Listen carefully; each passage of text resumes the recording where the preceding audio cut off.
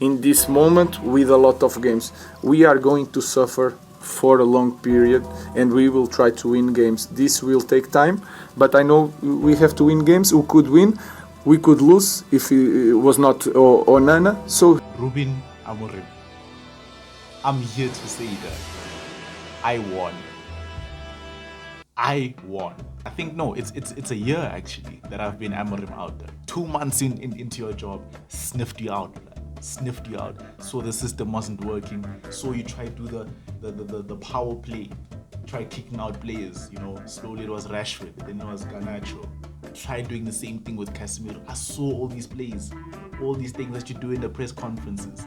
Try to manipulate these people. It worked for most people. Most people are still manipulated to this day. There's still a lot of people who are convinced that you are the guy. I'll commend you. I'll commend you with that one day. You are incredible in that sense. But I am still the victor.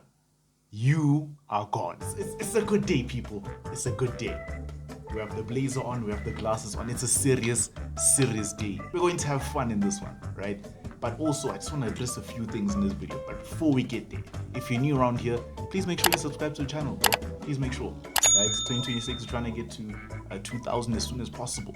So please make sure to subscribe to the channel and let's get into this one. Of course, this is new scenery. This is a new angle. You know what I'm saying? I bought this on Take A Lot like months ago. Finally, I can use it in a video. Right? Finally, I have an excuse to use it in a video. Hopefully, I can use it more in videos as well. You know what I'm saying? Let's focus on this now. I don't want to speak about Amorim anymore. I don't need to speak about Amorim anymore, right? But I need to speak to you people directly. And the person who will be the next manager of Manchester United. These are the only people I need to address, okay? But we'll start with the manager, right? I have 5 rules here that these niggas need to follow. You need to abide by these rules. And if you don't, I will fly to Old Trafford myself, which is probably expensive. You know, Cyril Ramaphosa's economy is not good. It's not good. We have 5 rules here and we'll go through all of them one by one, bruh. Number 1, bruh, please earn your credit. Please earn your credit. When I mean earn your credit, right, we're going to use Amorim as an example here. He had no credit to be in this job for so long. He had no right to be in the job for so long unless he had credit in the bank, right? Unless he had credit in the bank. The reason why Ancelotti, for me, stayed at Real Madrid for so long until getting sacked last season, right, was because he had credit in the bank. 2 seasons ago, or maybe 3 seasons ago, he won the Champions League with Real Madrid. And even then, he is like a 6-time or 7-time Champions League winner. He has credit in the bank. The reason why Slot isn't sacked right now is because he has credit in the bank from last season.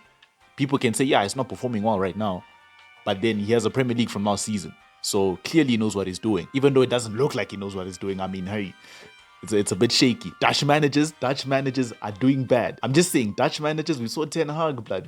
They're kind of doing the same thing. Amorim had no credit, no trophies. He finished 15th in the league, lost to Spurs in a cup final, and still said, you know what, I deserve to be United manager. That don't work here, all right? If you want to be United manager and you want people to respect you and you want people to say, okay, I respect this guy as a manager, I want to back this guy as a manager, earn your credit. I hope you understand that. Number 2, play good football. Another thing that Amorim and let's say Ten Hag also didn't really follow. Ten Hag followed it for like a game. You know what? I'll give him credit and say a season, right? Because that first season that Ten Hag had was really, really good from a football standpoint, right? It did fall off eventually. I think after February, it got bad. But he did play good football for some time, and then it just got bad, right? There's this screenshot. No one in the midfield. I think it was against Liverpool in the FA Cup. I can assure you, we've all seen that screenshot, right? But the same thing with Amorim. I don't think there's a single game that I enjoyed under. I don't think there's a single game that I enjoyed under Amorim. This is me being as honest as possible, okay? And the only game that I can say, the only half I can say that I enjoyed the most was Newcastle recently. And we played a back 4, right? We played a back 4 and we finally played good. And then when we changed back to a back 3, all of a sudden we can't attack anymore. All of a sudden we can't pass. I'm saying that back 3 is cursed. Back to play good football, bro. We have good players, and I keep saying it. We have good players. In my Prem predictions, I said we have good players. We just don't have a good manager, right? This team is very, very good. Very, very good, right? So if you can get these guys flowing, get these guys in good positions, whatever, I can back you. That's all I need. That is all I need, okay? From a manager, that is all I need. Play good football, and I can back you. Earn credit, play good football. That's all I need. Number 3, don't try your hipster nonsense. To use a hipster example, actually, we'll use two hipsters, Julian Nagelsmann and Pep Guardiola. Now, I think Pep Guardiola is the best example, the best case of a hipster. He overthinks things, right? Does too many things, but for him, since he's the best case, it comes out perfectly every single time. Every single time. The Messi false 9 thing, the John Stones, what is it called? The libero role that he did in that treble season, and then in the Champions League final 2021, didn't play with the CDM. Like, he just does things. He just does things for the sake of doing it. And I respect it, right? Because he still wins with it. Now, when we come to Nagelsmann, that guy is a true hipster because he also does things for the sake of doing things. But he doesn't always come off, right? I remember there was a Germany game that I was watching like 2-3 years ago, I'm not sure, right? And Kai Havertz was playing left back. What is going on here? Again, back to Amorim as well. Every single player was out of position in that system, except for the goalkeeper and the defenders. And that is a problem, okay? Just be normal. That is all I'm asking. That is all I'm asking. 4-3-3. All I'm asking for. Number 4, work with what is being provided. Work with what has been provided to you, right? Another excuse that you fans like to use for managers is, oh, he doesn't have his players. He doesn't have his players. He doesn't, he didn't have preseason, so the system can't work instantly. You guys act like preseason is the hyperbolic time chamber. Have you seen the hyperbolic time chamber from Dragon Ball Z? They go in, they train for an hour, but inside the time chamber, it's like a year, and they get stronger instantly. That is not preseason, right? Preseason is like 3 weeks of trying to get fitness back up. I don't think you can get a system to work instantly in preseason. Work with what is being provided. If you're being hired in a situation where, you know what, hey, it's tough, again, it goes back to earning your credit. If you can do decently with the team that you've been given and the time that you've been given, you start to get credit. Once you get credit in the bank, then people can say, okay, you know what, this guy has succeeded with this team. Let's give him players now. Let's give him time. You see how it works hand in hand? Ruben Amorim, the person who said, hey, I don't have my players, right? I don't have my players. And then in this summer gets Mbermo, who got like 20 goals last season. He gets Matthias Cunha, who had like 15 goals last season. Gets Benjamin Sesko, someone around rate. But then is an upgrade on Højlund anyways. Right, most of you will say he's an upgrade on Xerxes. And then gets a new goalkeeper as well. That's all his new players. He has a preseason as well.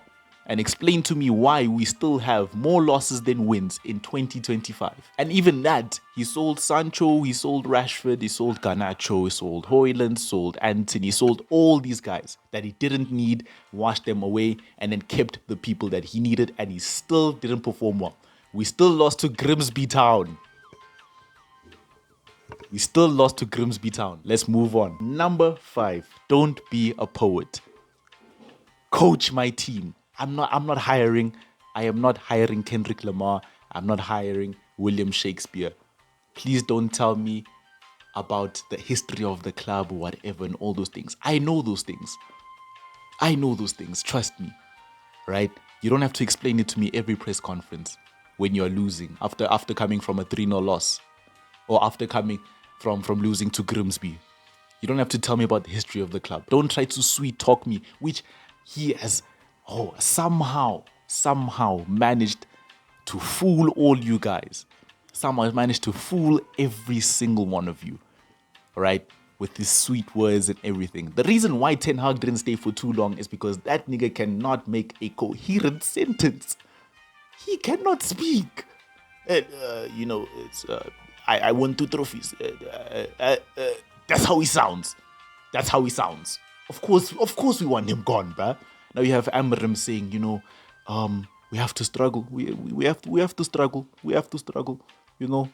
A storm is coming, but in a year we will succeed. The good days will be coming. Every single press conference, and he fools you guys every single time. You guys forget that we had no one in midfield. You guys forget that Dogu is in the final third. You guys forget that Darlot is in the final third and Mbermo isn't. Guys all seem to forget it, right? Don't be a poet. I listen to Kendrick for that. I listen to J. Cole for that, right? Very good artist, right? I just need you to coach my team. That is it. Coach my team. That is all I'm asking. And that's all my rules I have for the next manager, hopefully. I just thought of this video on the spot, you know? I'd like to do this more. Just speak to you guys. Voice my frustration and stuff, right? And also, this doesn't mean that, like, since Amorim is gone, now we're going to be the best team in the world. No, this team still sucks. Don't get me wrong. But it's a step forward, right? It's a step forward. Get me a decent manager. This team should be in the top 4, definitely. And I think we're like 3 points off the top 4, so that's encouraging.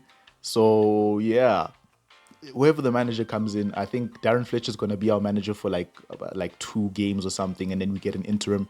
Whoever we get in, just have a good season. Let these guys play vibes football. That's what we thrive on all the time.